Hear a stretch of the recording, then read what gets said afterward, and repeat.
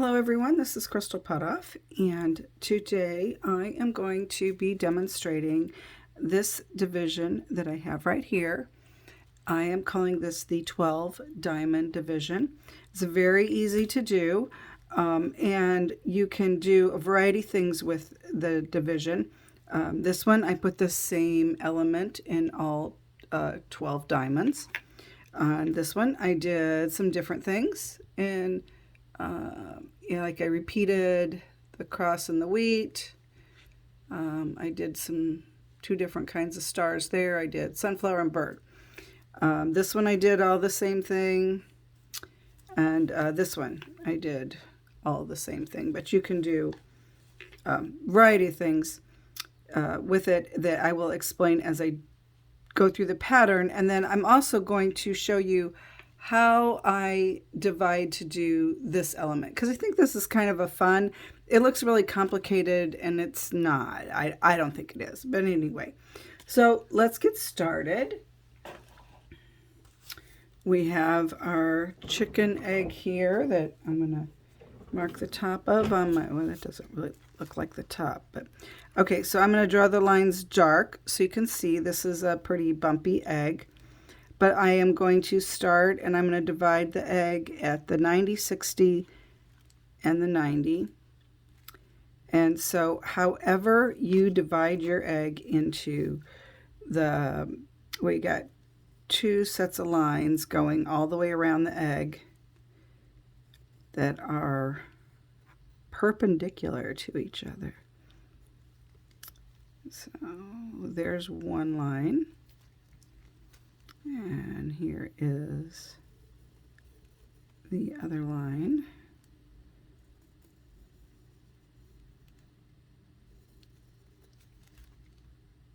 Like that. So I have two lines going all the way around the egg. Now I am going to put an equator on my egg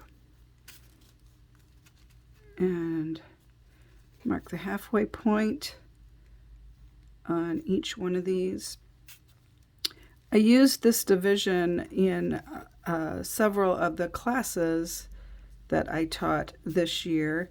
And in particular, I did two fundraisers for Ukraine. And we did this pattern because it's, and I actually had the division drawn on the pattern, and then people chose what elements they wanted to put in each one of the diamonds, and we gave them, some choices. But so it allowed people to do a fairly simple division and then personalize it a little bit. And we had a great time. The first fundraiser sold out like within a day, so we added a second one, and it was a lot of fun. All right, so I have my egg divided into 8 pieces. Now, if you look at it, if it were drawn on paper, it would look like a triangle. But on the, the round egg, you got to kind of envision that's a triangle. So in each one of those, I'm going to put a dot, and I'm just going to eyeball it. Don't try to measure it, because it's probably not going to work out. I had some people trying to measure it exact, and they're like, it doesn't work out. And it's like, this is one you're just better off to eyeball it. All right, so I got a dot in each one. Now, again, here's my triangle right there.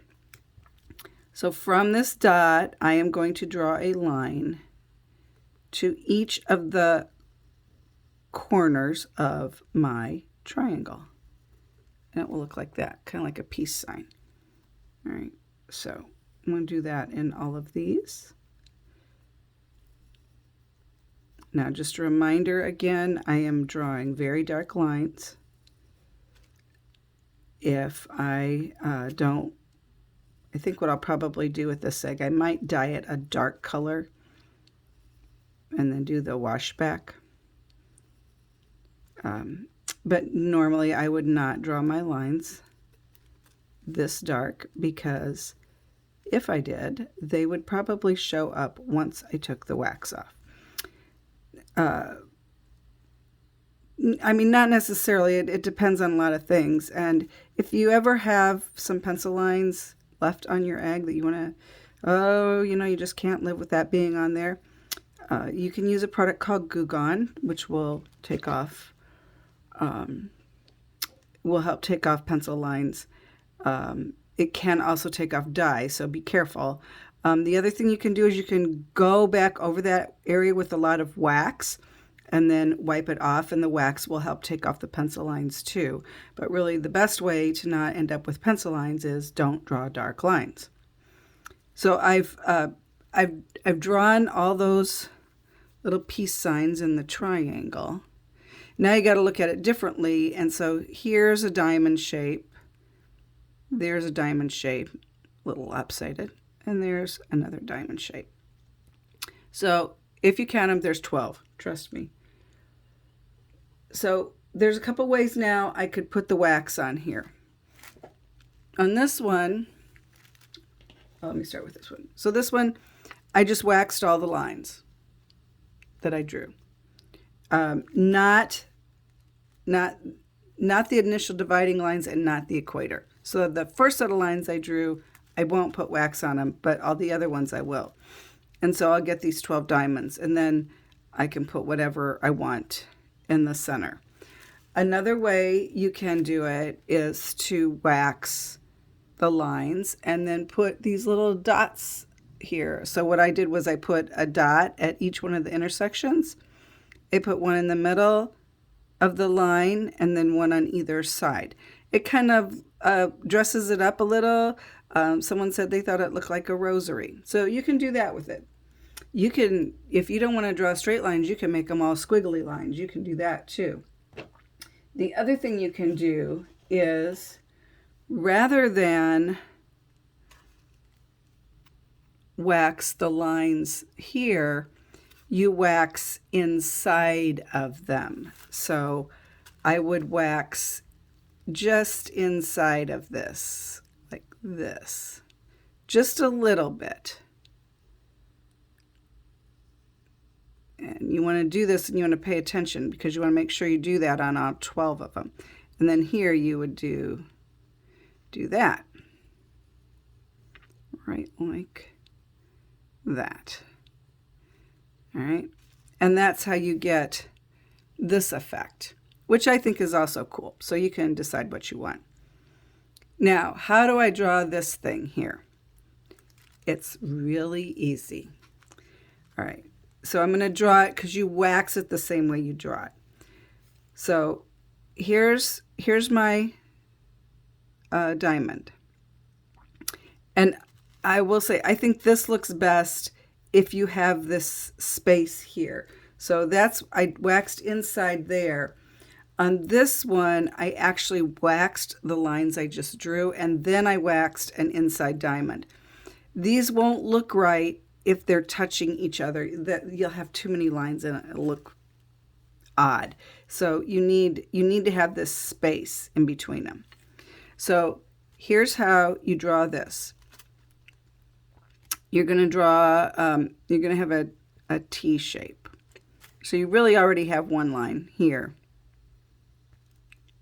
And then here you have that one already.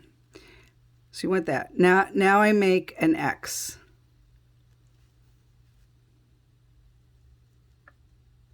Okay. Now, when I do this, I always start in the same spot. So it helps me get the lines going the right direction. And I'm usually looking at one I've already done, so I know that I'm doing them in the direction I want, because there's been more than once I've started and it's like, oh, that one goes the wrong direction. So I tend to start at what I'll call the 9 o'clock position. So on this line here, I'm going to draw a line from here up to there, up to the point where it's touching the diamond. So it's about halfway on this line to there and there. And I keep turning the egg. So some of these are shorter and some of them are longer based on where they are in the diamond of the egg. And you can see they're not all the same size. And on your top and your bottom, those are going to be longer, where these are more more evenly spaced. All right, so that's what I do there. That's how I get where it's the pink and green. Now for these lines, and again, I usually draw this on a couple of the diamonds so that I know which way I want them to go. So I drew this line, so I want the other lines to go perpendicular to it. And so I drew that line, so I want these lines to go like this. I drew that line. Now I want to do that.